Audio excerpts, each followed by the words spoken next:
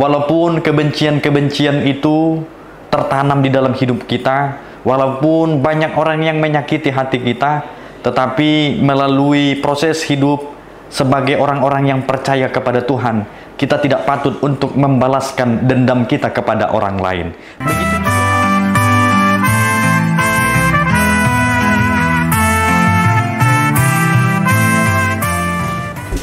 Shalom, selamat pagi Bapak Ibu Jemaat yang terkasih. Kembali lagi bersama dengan kami di program Renungan Harian. Firman Tuhan adalah kuncinya. Bapak Ibu Saudara-saudari, sebelum kita memulai segala aktivitas kita pada hari ini, marilah kita terlebih dahulu untuk mendengarkan firman Tuhan yang tertulis di dalam Kejadian pasalnya yang ke-45 ayatnya yang ke-24. Kemudian ia melepas saudara-saudaranya serta berkata kepada mereka, "Janganlah berbantah-bantah di jalan." Bapak Ibu Saudara-saudari yang dikasihi Tuhan kita Yesus Kristus, siapa di antara kita yang tidak marah? Atau siapa di antara kita yang tidak menyimpan dendam? Atau siapa di antara kita yang tidak sama sekali membenci kalau ada di sekitar kita, bahkan orang-orang yang kita sayangi itu melukai hati kita? Tentunya dari segi kemanusiaan, dari segi pemikiran-pemikiran kita pribadi lepas pribadi, pasti kita akan merasa marah, pasti kita akan merasa dendam, pasti kita juga akan merasa membenci orang-orang yang melakukan kesalahan atau yang tidak mengenakan bagi kehidupan kita. Tetapi Bapak Ibu Saudara-saudari yang dikasihi Tuhan kita Yesus Kristus, begitu luar biasanya firman Tuhan pada hari ini yang datang dari Kejadian pasalnya yang ke-45 ayatnya yang ke-24. Secara berlatar belakang, kalau boleh kita lihat, ini adalah kisah dari Yusuf yang dimana dengan teganya, dengan sengsaranya, Yusuf harus dibuang, bahkan ingin dibunuh oleh saudara-saudaranya. Mengapa? Karena pada saat itu Yusuf sangat disayangi oleh ayahnya, sehingga timbul iri hati, kecemburuan, dan kebencian bagi saudara-saudari lainnya. Singkat cerita Bapak Ibu Saudara-saudari yang dikasihi Tuhan kita Yesus Kristus, melalui kesayangan-kesayangan atau kasih yang diberikan oleh ayahnya Yusuf kepadanya, tentu ini yang memicu kebencian-kebencian sehingga menimbulkan pergumulan yang begitu luar biasa bagi Yusuf. Bahkan di dalam kehidupan Yusuf, perjalanan hidupnya, dia diasingkan, dibunuh, dan pada saat itu karena tidak terjadinya pembunuhan, dia dibuang oleh saudara-saudarinya. Bapak Ibu Saudara-saudari, singkat cerita dari proses perjalanan Yusuf, tetapi Tuhan selalu menyertai kehidupannya. Tuhan memberikan apa saja yang dibutuhkan oleh Yusuf di tengah-tengah pergumulan itu.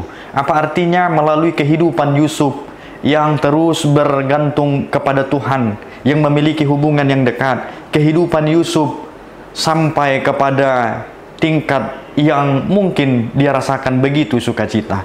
Namun Bapak Ibu Saudara-saudari, kemalangan-kemalangan terjadi di antara saudara-saudaranya dan menimpa ayahnya sendiri, yang dimana terjadi kelaparan di negeri mereka, sehingga mereka harus meminta bantuan kepada Yusuf yang ada di Mesir. Apa yang boleh kita lihat Bapak Ibu Saudara-saudari melalui kisah Yusuf? Kita bisa melihat, mempelajari, bahkan menjadi motivasi di dalam kehidupan kita. Walaupun kebencian-kebencian itu tertanam di dalam hidup kita, walaupun banyak orang yang menyakiti hati kita, tetapi melalui proses hidup sebagai orang-orang yang percaya kepada Tuhan, kita tidak patut untuk membalaskan dendam kita kepada orang lain. Begitu juga kepada kehidupan Yusuf, yang dimana ketika saudara-saudarinya datang meminta bantuan ke Mesir dan dia berjumpa dengan saudara-saudarinya, Yusuf memaafkan kelakuan-kelakuan yang tidak sepatut dengan kehendak Tuhan pada masa lampau di dalam hidup Yusuf. Yusuf memberikan kesempatan, bahkan memberikan kehidupan kepada saudara-saudarinya untuk membantu mereka dan terlepas dari kelaparan yang melanda mereka. Apa artinya Bapak Ibu Saudara-saudari? Melalui proses perjalanan Yusuf, Yusuf begitu melihat bagaimana Tuhan membentuk dirinya. Dari penderitaan itu dia mendapatkan sukacita, dan dari sukacita itu dia menjadi berkat bagi saudara-saudaranya untuk melepaskan mereka dari keterpurukan dan kelaparan. Nah, Bapak Ibu saudara-saudari yang dikasihi Tuhan kita Yesus Kristus, pada hari ini firman Tuhan juga ingin menyapa kita dan memberikan beberapa kehidupan yang boleh kita jalani. Tetaplah berproses di tengah-tengah kehidupan kita. Walaupun banyak rintangan-rintangan atau pergumulan, walaupun banyak orang-orang yang mungkin akan menyakiti kehidupan kita, bahkan akan memberikan dampak yang negatif kepada kita, tetapi ingatlah, Tuhan tetap menemani, memberkati, bahkan hidup di dalam setiap proses yang kita hidupi. Dan kita juga dipanggil melalui Kejadian 45 ayatnya yang ke-24 ini. Kita terpanggil untuk selalu mengasihi dan membantu orang lain di tengah-tengah apapun pekerjaan kita, di tengah-tengah apapun kegiatan kita. Selamat beraktivitas, selamat melakukan dan melanjutkan kegiatan kita pada hari ini. Tuhan Yesus memberkati. Shalom.